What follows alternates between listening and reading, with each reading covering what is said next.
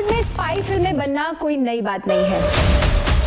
हर 1-2 साल में एक ऐसी फिल्म आती है जो देशभक्ति, बड़े बड़े लोकेशंस, हाई ऑक्टेन एक्शन और तेज तर्रार एजेंटों से भरी होती है। पर धुरंधर इन सब के बीच जैसे किसी दूसरी ही दुनिया से आया एक किरदार लगता है।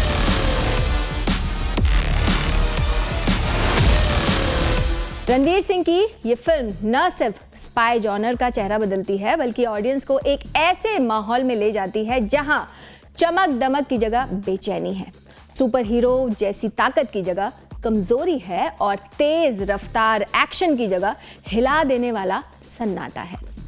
धुरंधर का टाइटल ट्रैक जब शुरू होता है, ladies and gentleman you are not ready for this, तब लगता है कि शायद आगे बड़े धमाके होंगे। हालांकि असली झटका तब लगता है जब फिल्म उस लाइन को बिल्कुल नए मतलब के साथ सच साबित करती है, क्योंकि ऑडियंस वाकई में इतनी बढ़िया स्पाई फिल्म देखने के लिए तैयार नहीं थी। न फिल्म में दिखाए जाने वाले वायलेंस के लिए, न हैवी कहानी के लिए और न इस तरह के स्पाई वर्ल्ड के लिए जो सिर्फ दिखावटी थ्रिलर नहीं बल्कि लगातार एक एडवेंचर और थ्रिल जैसा फील देती है। यानी कहा जा सकता है कि धुरंधर धीरे धीरे पर गहराई से असर करती है। ये फिल्म किसी तरह की जल्दी में नहीं है और यही इसकी सबसे बड़ी खूबसूरती भी है।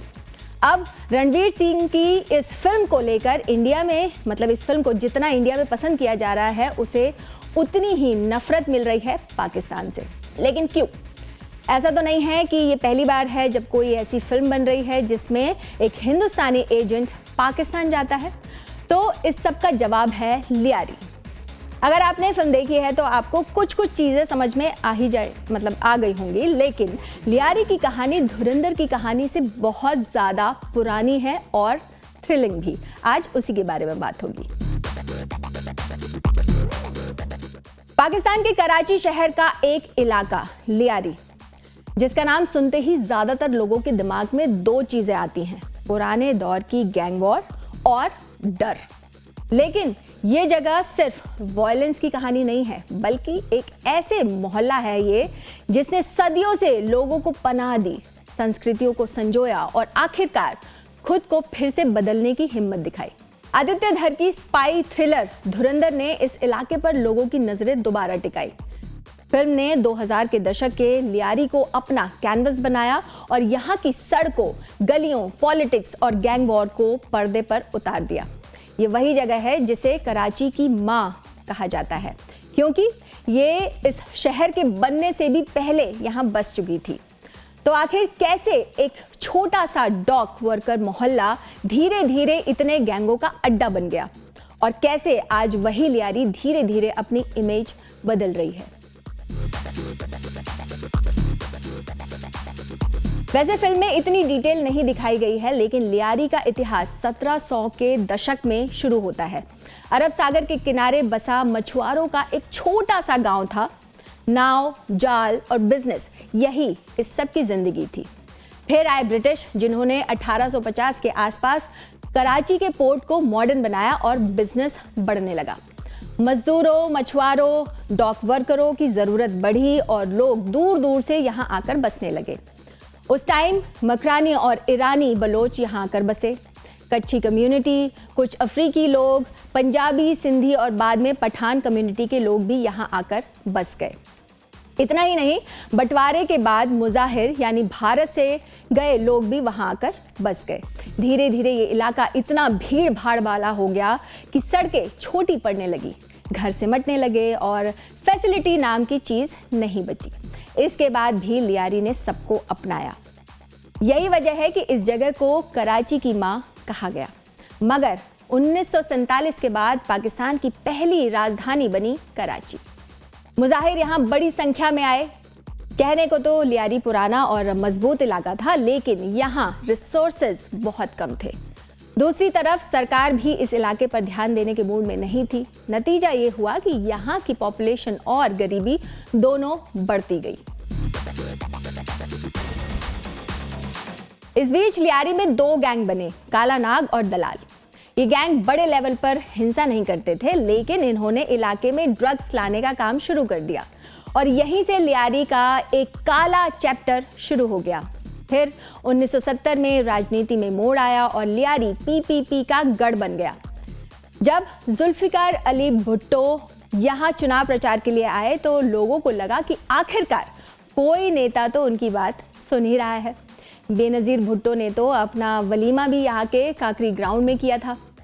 फिर 1979 में अफगान युद्ध हुआ, जिससे नया खतरा बढ़ने लगा।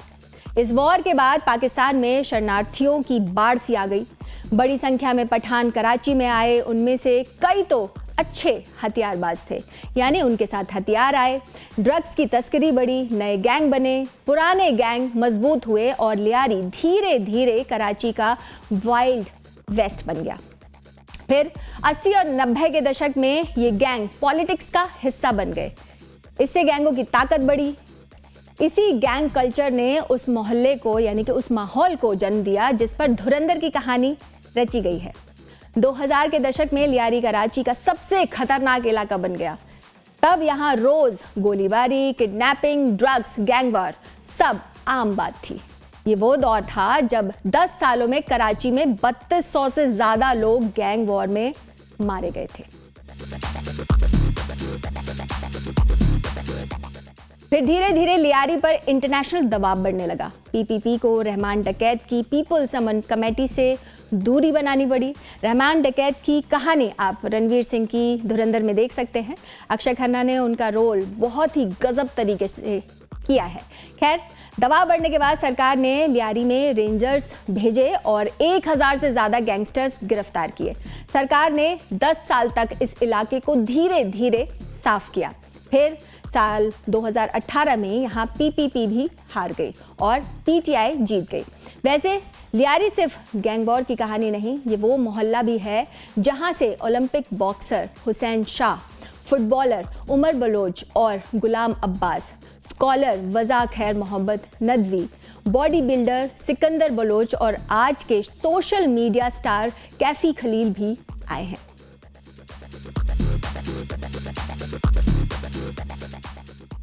धीरे धीरे लियारी में खून खराबा कम हुआ तो यहाँ के बच्चों ने स्कूल में जाना शुरू कर दिया। यानी वहाँ के लोग अब स्कूलों, स्पोर्ट्स क्लब, बॉक्सिंग, जिम और थिएटर ग्रुप्स बना रहे हैं। वहाँ के रैप और हिप हॉप की एक नई लहर ये दिखाती है कि लियारी की नई पीढ़ी अपनी आवाज़ खुद उठाना चाहती है। अब धुरंधर में दिखाई गई लियारी कितनी सच्ची है ये भी जान लेते हैं। दरअसल फिल्म की सिनेमेटोग्राफी और आर्ट डायरेक्शन ने लियारी के माहौल को काफ़ी हद तक पकड़ लिया। हल्की सी छूट दिखाई देती है, लेकिन गली मोहल्लों का इमोशन फिल्म में बिल्कुल सही उतारा गया। धुरंधर ने 5 दिसंबर को रिलीज होते ही पाकिस्तान में एक अलग ही तरह की बहस शुरू कर दी। वैसे इस बार मुद्दा भारत वर्सेस पाकिस्तान का नहीं, बल्कि पाकिस्तान वर्सेस पाकिस्तान का है। कई पाकिस्तानी फिल्म की तारीफ कर रहे हैं और साथ ही अपने ही देश की कमी पर अफसोस जता रहे हैं। पाकिस्तानियों का कहना है कि हमारी ये कहानी जो है वो हमारी है, लेकिन इसे कोई और बता रहा है। वहीं कुछ लोगों का मानना है कि फिल्म इतिहास को तोड़ मरोड़ कर भारतीय राष्ट्रवाद को बढ़ावा दे रही है।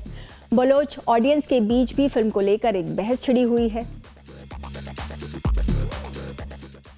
पाकिस्तान के लोगों का कहना है कि ये एक लोकल लड़ाई थी, इंडिया इसमें कहां से आया। कराची के जर्नलिस्ट और लियारी पर रिसर्च करने वाले इबाद अहमद का कहना है कि असली गैंग वॉर पीपीपी और एमक्यूएम जैसी लोकल पार्टियों और गैंग्स के बीच थी। भारत का इससे कोई लेना देना नहीं था। इसके अलावा फिल्म में लियारी की कहानी को 26/11 मुंबई हमले से जोड़ने की वजह से भी सबसे ज़्यादा कंट्रोवर्सी हो रही है। दूसरी तरफ अक्षय खन्ना का वायरल बलोच लुक बलोच के कुछ लोगों को पसंद आया तो कई को खटक गया। फिर फिल्म में पीपीपी नेता नबील गालोब जैसे दिखने वाले कैरेक्टर और बेनज़ीर भुट्टो की फोटो का इस्तेमाल करने पर भी विवाद हुआ। अब कई पाकिस्तानी रिसर्चर्स का मानना है कि धुरंधर कराची की असलियत से दूर जाकर भारतीय पॉलिटिकल नैरेटिव को ज़्यादा पेश कर रही है। वैसे पाकिस्तान को ये भी आग लग रही है कि उनके पास इतना अच्छा सब्जेक्ट था, लेकिन वो बेचारे कुछ कर नहीं पाए। खैर, आपको धुरंधर कैसी लगी हमें कमेंट करके बता सकते हैं। जय हिंद।